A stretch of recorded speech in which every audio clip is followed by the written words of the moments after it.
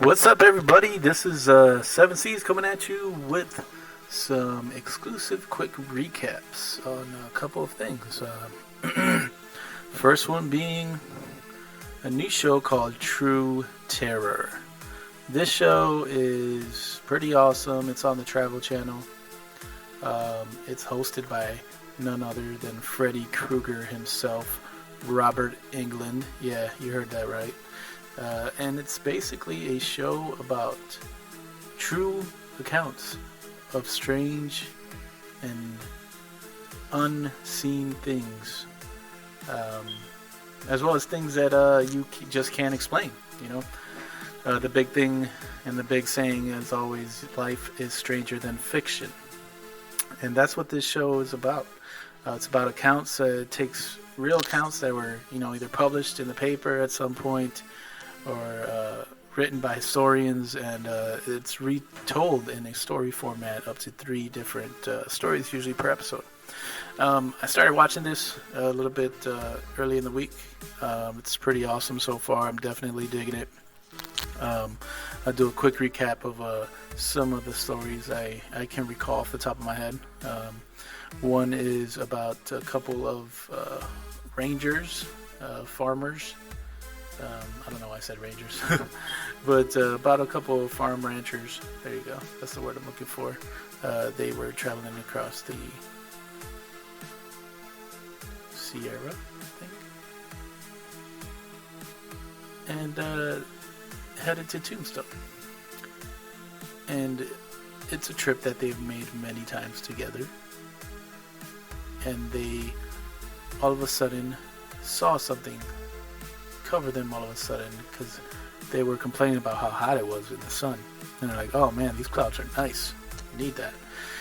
It wasn't a cloud, guys. It was some kind of winged beast, very large beast.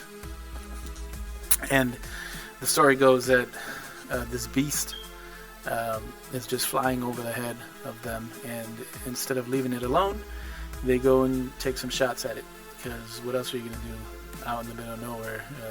Just pull out your gun, take some shots, and shoot in the sky and try to kill the thing.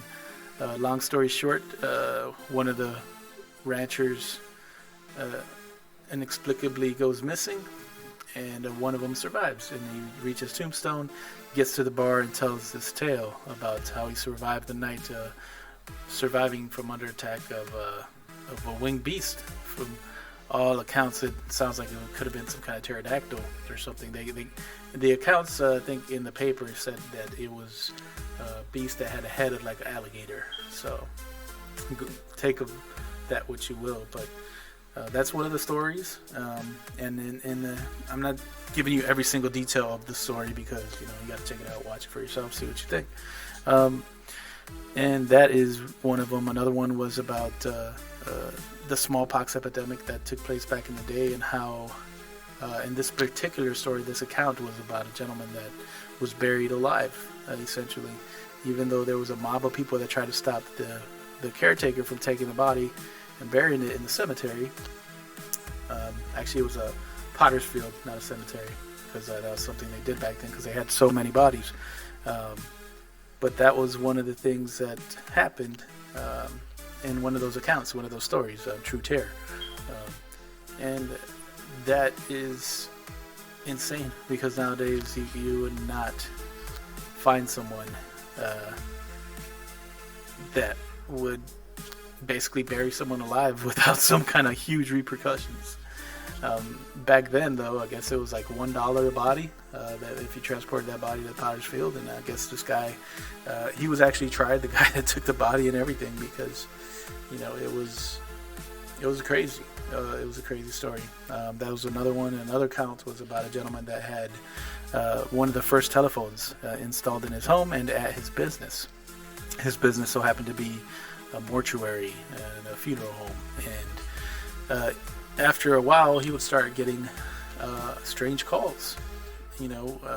Strange calls through the night that he would, answer. No one would be there, and he was so excited when he first got this set up and everything, and eventually it did not work out, because this guy this guy just started losing his mind. He started, saying that he would see apparitions, and he was just nervous all the time, and he was scared all the time. And this is another one of the accounts that there's documentation for, and historians along the show itself, tell more details. They get more specific with the stories, which is cool, and they actually give you a little bit more background on the stories of what actually took place, what the time was, what the superstitions were, what customs were, and it depends on the time that they took place. So far, most of the episodes I've seen, most of these accounts are from early turn of the century, 20th century, early 1900s, late 1800s, that kind of stuff. But it's cool. So far, it's been really cool. Robert Englund is, awesome. That guy just sets the creepy mood for you before every tale. And so that's one of the shows that you guys should definitely check out. Switching gears real quick, and another show I saw. This is more on the sports tip. Again, right now, we don't have a lot of sports going on at all. So you heard that screech on the floor. Those are some old school Jordan number ones, and that's exactly what I'm going to talk about right now, which is The Last Dance. All our sports guys, that's the fix we're kind of getting right now is from that documentary that started up last weekend. I got to see the first 2 episodes. Basically, I'll say spoilers if you haven't seen it, and I'm going to give you the countdown. 1, 2, 3, 4, 5. That's my count from Sesame Street. That's terrible. So that is, if you were like me, and you grew up back in that time, and it was around high school time for me when the 98 Bulls were doing their thing, and that's what this show is about. It's about the last season they were together. A lot of it, without us fans knowing, a lot of this was already predetermined. A lot, came out in these first 2 episodes. Basically, there was a lot of tension between the players and the front office and the coach. A lot of it gets alluded to in the first episode and the second episode. First episode is more heavy on them focusing on Jordan becoming a superstar, and it is a big take on what he didn't want to do anymore if the pieces weren't in place in that first episode. This is what I got from it. Just basically saying how he would not continue to play if Phil Jackson wasn't his coach. And basically, that was like the summer where they won their 5th title going into the next season. And lo and behold, Phil Jackson gets a 1-year contract. And when he gets that contract, Jerry Krause goes ahead and tells him that, this is it. This is your last year. After this, we're changing things up. And you get the feeling and the sense from everyone that gets interviewed during this first episode is that Jerry Krause has kind of had a bit of an ego feeling that, his ego was hurt, that he wasn't getting the credit he deserved from building those championship teams. So that's kind of what you got in the first episode. The second episode, to me, was a little more heavy on, the whole unappreciation or underappreciation of Scottie Pippen, and being as, he was one of the top 5 players in the league back in those times. This is crazy to see that his contract was so low. I mean, I'm a normal person. Most of us normal people, we look at those sports players and the contracts and the kind of money they make. To me, that's still a lot of money, But in comparison with what his co-workers, I guess you could say, were making, definitely was underpaid. I think his contract was 7 years, $18 million.